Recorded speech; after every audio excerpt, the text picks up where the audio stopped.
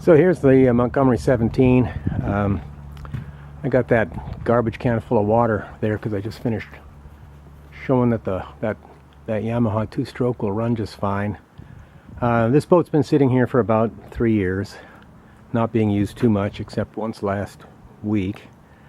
You'll notice it's sitting on a pretty nice trailer. This is a 2-axle job, which is most boats this size only come in 1 axle, but this is a nice 2-axle job, custom built for this boat, so that it has some, let me show you, it has some beams here that are curved to conform to the hull, so it rides really nicely. And this boat has actually been hauled quite a bit, as far down as Houston and as far east as Chicago. So you certainly won't have any trouble with the trailer. It has a couple of nice features. This extension is pretty nice. It extends the trailer back from the truck a good maybe 3 feet, 4 feet, keeps the truck out of the water. You can see I put a anchor, a little kind of a wooden thing across the pulpit to mount the anchor. There's really no place to put an anchor on these small boats. There's no anchor locker or anything, and so usually people stuff them away in a lazarette, and then you can't get at them when you need them. So I just built that thing so I could grab an anchor fast if I needed to. Right now the mast is down, and this is how I normally travel with it. It's easy enough to put up. It just you just pin it at the center of the boat there and push it up, and it's light enough so one person can do that pretty easily. You can see at the back there's kind of a cradle for it. Let me get a little closer so you can see that. So there's a cradle for the mast, and you can lower and adjust that cradle, but that cradle is mounted. Actually, it's not mounted. It's just got a couple of pins that go into the transom here, and that's where the rudder goes. So you pull that off and you push the rudder in those same pinholes. This is where the motor gets mounted, and it drops down. You can see it's it raises and lowers, so you know you can get even a short leg motor into the water pretty easily. I find this is a lot better and out of the way rather than using the cutout here at the transom. I really basically ignore that. So let me get inside and show you the insides of the boat.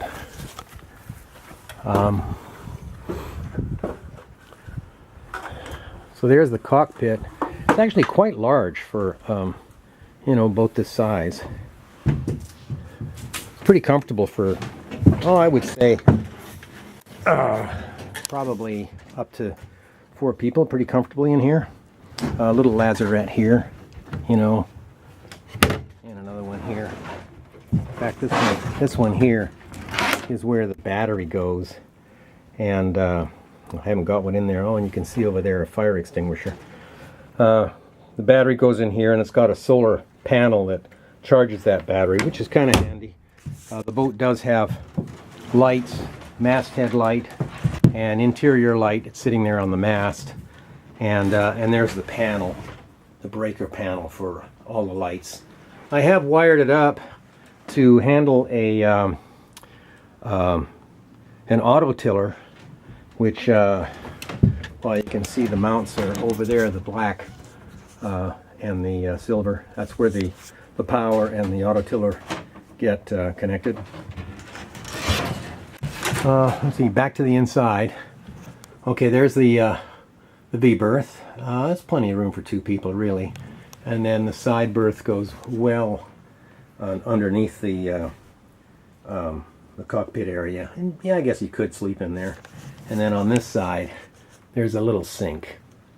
And and kind of where I've got that cushion here, you'd probably put a little propane stove or something like that. And then there's some storage down there.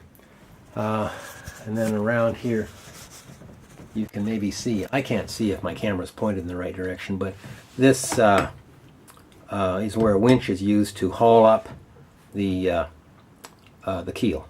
It has a pretty heavy keel, and if you loosen that, that keel will just drop. Actually, it doesn't right now. Right now it's sticking. And you can see there's another fire extinguisher here. Let me see what else we have.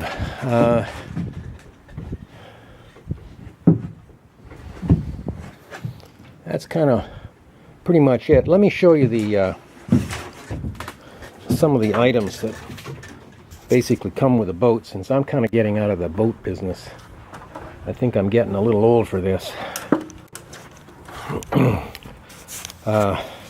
Okay, so there's the tiller, the rudder rather, and then the tiller beside it. That's a kick-up rudder, custom made. It's a really nice rudder.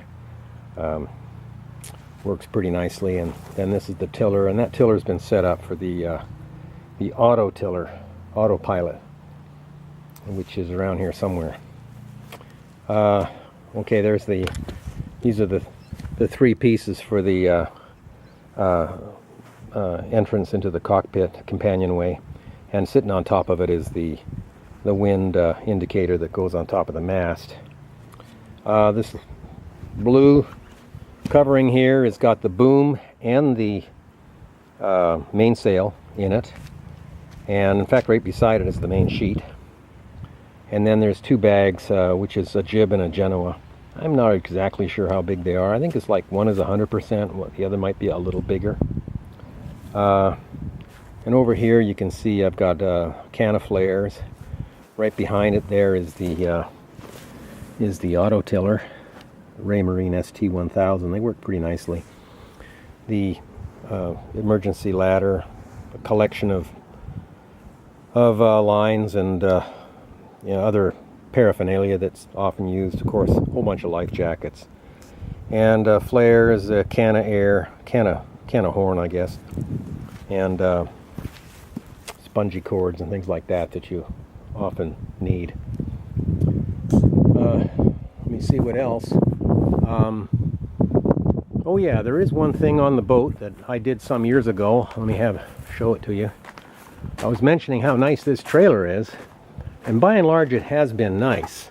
The only problem is this at one point was not quite the right shape, and it was kind of pinching in here, and it caused the fiberglass to crack.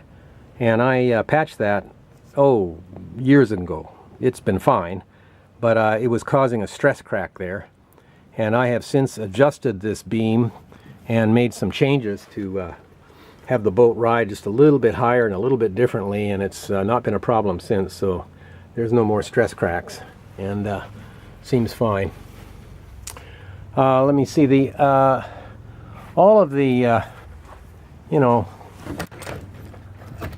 these lines, these stays all seem pretty good. I mean they're old, but I don't really see a problem with them. I haven't replaced them. I guess I never really put them under too much stress, because I'm usually just day sailing.